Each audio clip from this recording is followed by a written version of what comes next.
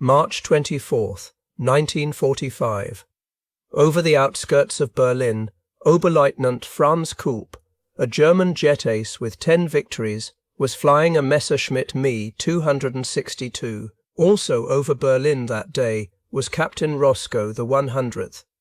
Brown Jr., commander of the 100th Fighter Squadron, 332nd Fighter Group. Brown described it this way: "As we got over the outskirts of Berlin, I first saw these streaks, which I knew were jets, and they were coming up to attack the bombers. The Me-262 was about 100 miles an hour faster than Brown's P-51 Mustang. We knew the German jets were faster than we were," Brown said later. "Instead of going directly after them, we went away from them and then turned into their blind spots." His combat report read, "I pulled up at him in a 15-degree climb and fired 3 long bursts at him from 2,000 feet at 8 o'clock to him. Almost immediately, the pilot bailed out from about 24,500 feet. Kulp survived, badly wounded. When he recovered, the war was over, not just an American." A Tuskegee Airman. German leaflets dropped on black U.S. troops in 1944 said, "There have never been lynchings of colored men in Germany. They have always been treated decently." Another said, "Uncle Sam's colored soldiers are just cannon fodder."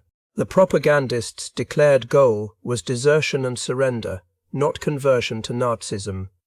They were exploiting the segregation of the U.S. Armed Forces and the racial violence in American cities in 1943. The leaflets failed. The commander who took those men to Berlin was Colonel Benjamin O. Davis, Jr. From 1932 to 1936, Davis was the only black cadet at West Point. For 4 years, he was subjected to silencing, coordinated ostracism, a punishment normally reserved for cadets who violated the honor code. He wrote later, "I was to be silenced solely because the cadets did not want blacks at West Point. Their only purpose was to freeze me out. What they did not realize was that I was stubborn enough to put up with their treatment to reach the goal I had come to obtain." Davis graduated in June 1936, 35th in a class of 276. Years later, he commanded the 332nd Fighter Group. On July 2, 1943, over Castelvetrano in southwest Sicily, First Lieutenant Charles B. Hall of the 99th Fighter Squadron was escorting B-25 bombers. He later said, "It was my 8th mission, and the first time I had seen the enemy close enough to shoot him. I saw 2 Focke-Wulfs following the bombers just after the bombs were dropped." Hall shot down a Focke-Wulf 4-190. It was the first aerial victory by a black American pilot in history. General Dwight the 500th. Eisenhower personally went to the 99th's headquarters to congratulate him. It was the only aerial victory the Tuskegee pilots scored in all of 1943. By August 12, 1944, the 332nd was hitting targets in southern France. Second Lieutenant Alexander Jefferson was on his 19th mission. The target was radar installations near Toulon. It was low-level work. German anti-aircraft fire hit his aircraft. Jefferson bailed out and was captured immediately by the same German gun crew that had shot him down. That same day, on that same mission, Robert H. Daniels, Jr. and Richard the 500th, Macon, were also shot down and captured. Jefferson was interrogated. By his own account, he was treated as an officer and a gentleman. He spent 9 months as a prisoner of war.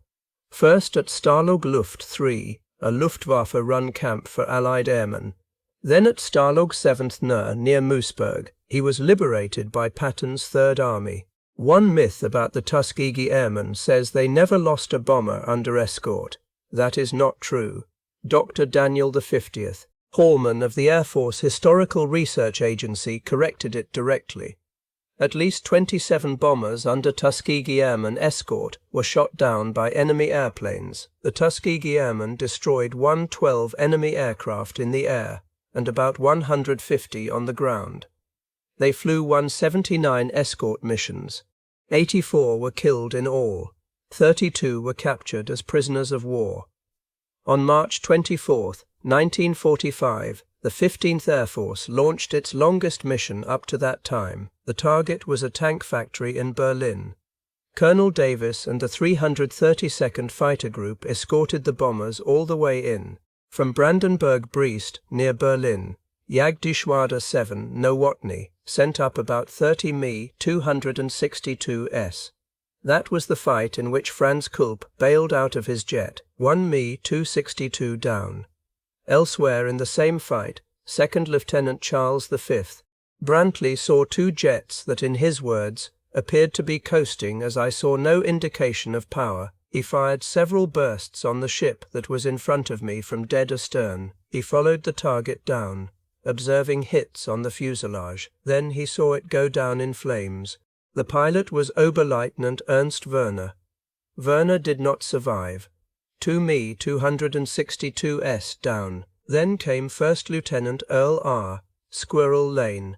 His opponent was Lieutenant Alfred Ams, a German ace with 7 victories, flying Mi-262 Yellow 5.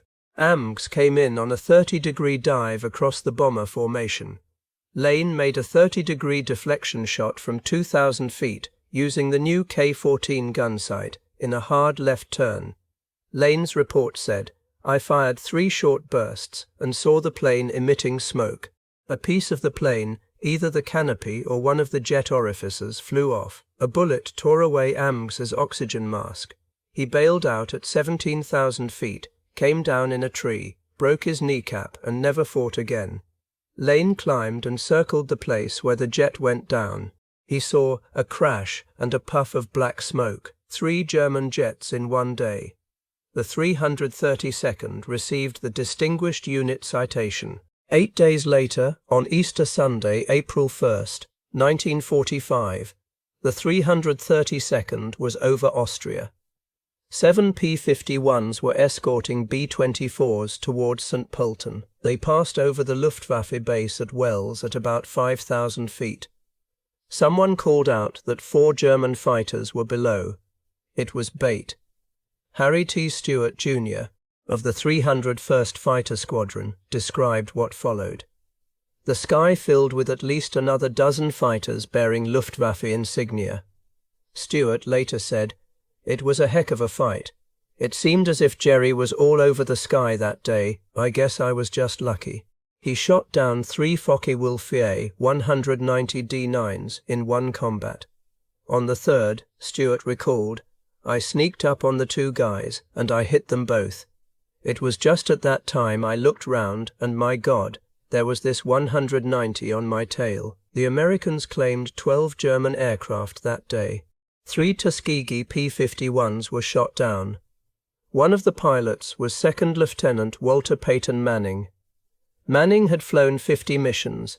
He had received the Air Medal 6 times. He bailed out over the Danube, was captured, and was held at the Luftwaffe base at Hersching near Linz. 2 days later, he was killed by a crowd. In 2018, 73 years later, Harry Stewart returned to Linz-Hersching as a guest of the Austrian government. A plaque was installed for Manning. Stewart stood at the place and saluted.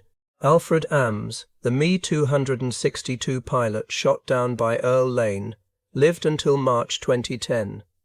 Before his death, the Legend Flyers team, working on flying Mi-262 replicas, spoke with him.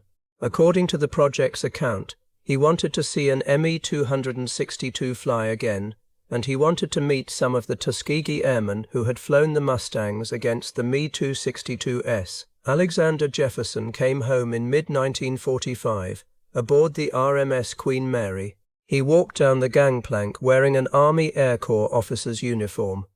In his words, he had been treated by the Nazis like every other Allied officer.